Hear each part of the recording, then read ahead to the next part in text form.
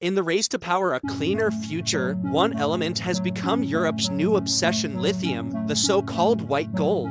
It fuels our phones, powers electric cars, and promises freedom from fossil fuels. Across the continent, governments and companies are rushing to mine it, claiming it's the key to a sustainable tomorrow. But behind the shine of green progress lies a growing question: is this rush for lithium truly clean, or just another form of environmental damage wrapped in the language of sustainability?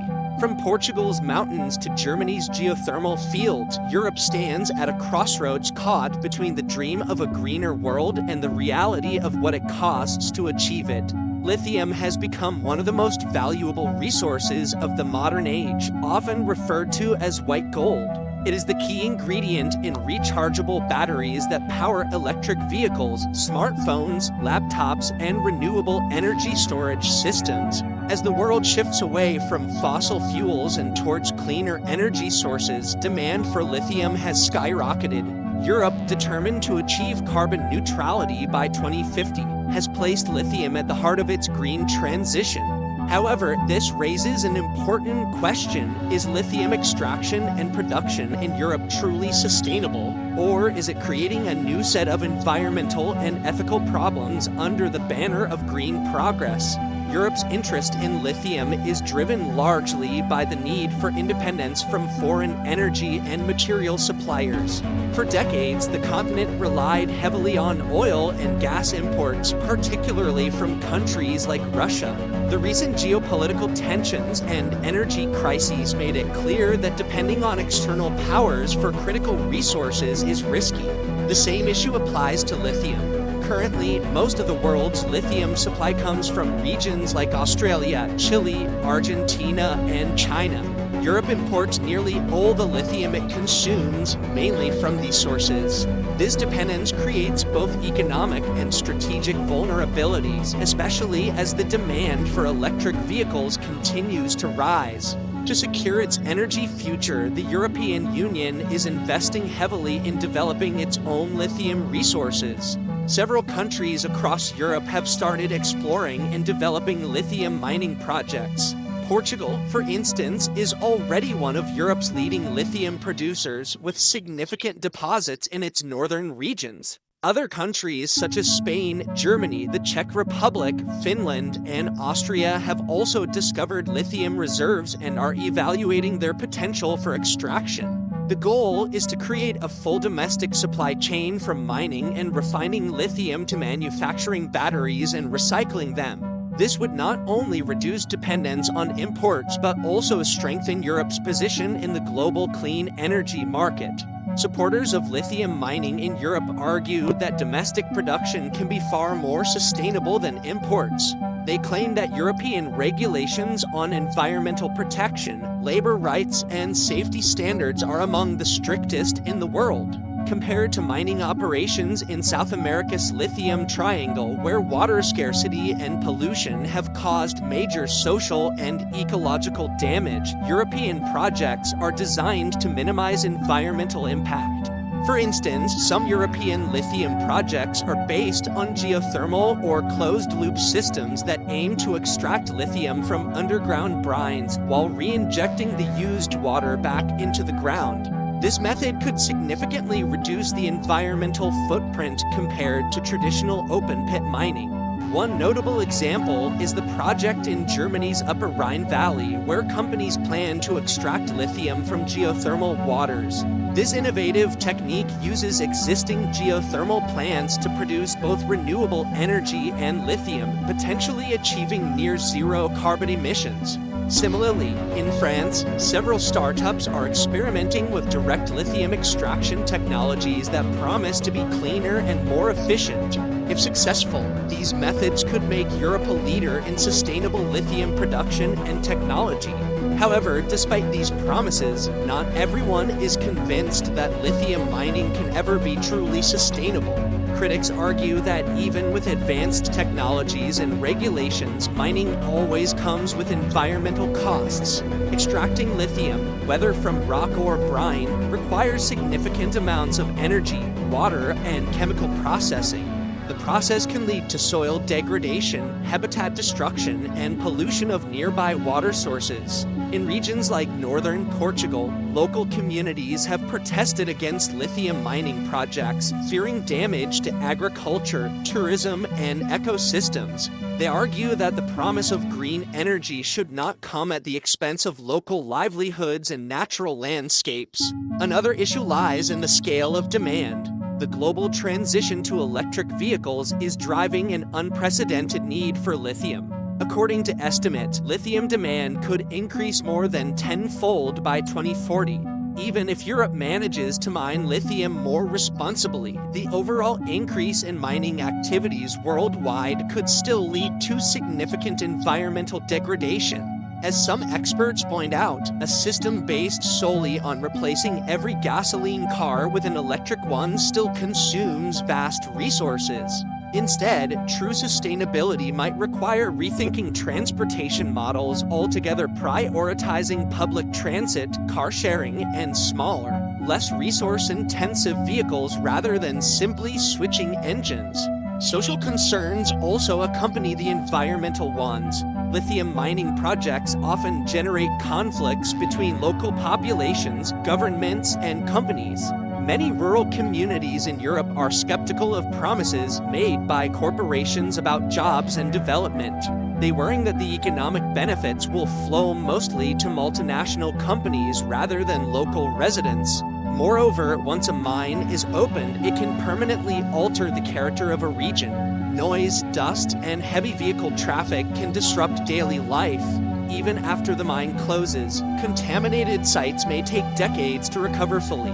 These concerns echo those seen in other parts of the world, showing that the issue is not only technological but also deeply social and political. The European Union has acknowledged these challenges and is attempting to address them through its Critical Raw Materials Act. This legislation aims to secure supplies of materials like lithium while ensuring that extraction follows the highest environmental and ethical standards. The EU also supports investments in battery recycling, which could significantly reduce the need for newly mined lithium. By creating a circular economy for batteries, Europe hopes to recover valuable materials from old devices and cars, lessening the pressure on natural resources. If implemented effectively, recycling could meet up to a quarter of Europe's lithium demand in the future. However, recycling technology still faces practical limitations. Most current lithium-ion batteries are difficult to dismantle, and the recovery rate of lithium from them remains relatively low. Moreover, large-scale recycling infrastructure is still under development. Until these systems are widely operational, Europe will continue to rely heavily on primary extraction. This means that even with the best recycling practices, new lithium mines will be needed for at least the next few decades. Another potential solution lies in alternative battery technologies. Researchers across Europe are exploring new chemistries that use less or no lithium at all. For example, sodium-ion batteries are emerging as a promising alternative. Sodium is much more abundant than lithium and easier to extract without major environmental damage. While sodium-ion batteries currently have lower energy density, they are rapidly improving and could soon become viable for certain applications, especially stationary energy storage.